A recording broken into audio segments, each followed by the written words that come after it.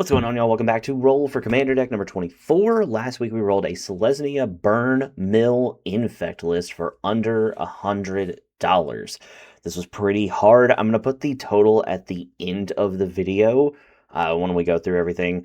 But this was a hard, it got delayed a day. This was a hard build. So first off, we are starting with our commander, Brigade Klaken's Heart, flipping over to Brigade Duin's Mind.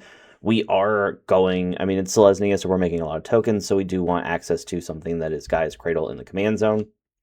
And then in our creatures, we've got Adeline Resplendent Cathar, Ambush Viper, Basking Brood Scale, Beast Whisperer, Kadira Caller of the Small, Circle of Dreams Druid, Coiling, Stalker, Dawnheart Rejuvenator, Defiler of Faith, Elvish Mystic, Finn the Fangbearer, Gata and Luzu, Galta and Mavrin, God Eternal, Oketra, Hangerback Walker, Haru Hidden Talent, Jaheira, Friend of the Forest, Kutzil, Malamute Exemplar, Llanowar Elves, Maja, Bretgard Protector, Neverwinter Dryad, Nightshade Dryad, Peregrine Took, Reclamation Sage, Root Rider, Fawn, Rosie Cotton, South Lane, Samwise Gamgee, Silkweb Weaver, Spider-Man, Brooklyn Visionary, Suki Kyoshi Warrior, Tajuru Blightblade, Three Tree Root Weaver, Torin's Fist of the Angels, Tristani Three Whispers, Veteran Beast Rider, Walking Ballista, Wood Elves, and Yasharn, Implaceable Earth. Walking Ballista is how we are achieving the mill portion of, or not the mill portion, the burn portion of this deck build by generating a ton of tokens and creatures and using things like our commander and Circle of Dreams Druid. We're able to generate tons of mana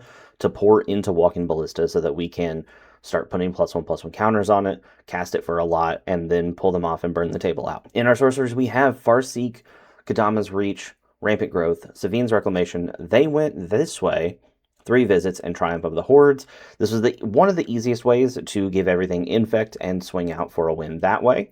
Down in the instance, we have Archdruid's Charm, Gift of the Viper, Mana Tithe, Path to Exile, Swords to Plowshares, Unbreakable Formation, and White Sun's Zenith. And in our artifacts for the mill portion, Altar of the Brood, we have Arcane Signet, Bow of Nylea, Commander Sphere, Soul Ring, and Swiftfoot Boots. Bow of Nylea is to combo with Finn the Fangbearer, giving everything that's attacking Death Touch, so that when they connect, they will give each player 2 poison counters per instance of combat damage. In our enchantments, we have Champions from Beyond, Skrell's Hive for more Toxic, and Spelunking so that our lands come in untapped. And down in the lands, we have Botanical Plaza, Captivating Cave, Creosote Heath, Etched Cornfield, Evolving Wilds 14, Forests, A Hidden Nursery 14 Plains, Restless Prairie, Selesnya Sanctuary, Terramorphic Expanse, and Thriving Grove.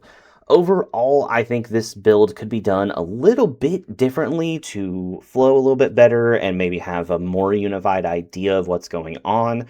But overall, I think it could be a pretty strong deck just because it's Selesnya tokens, and you're just going to benefit off of the tokens in more than one way. All right, tune in next week to see what we are rolling.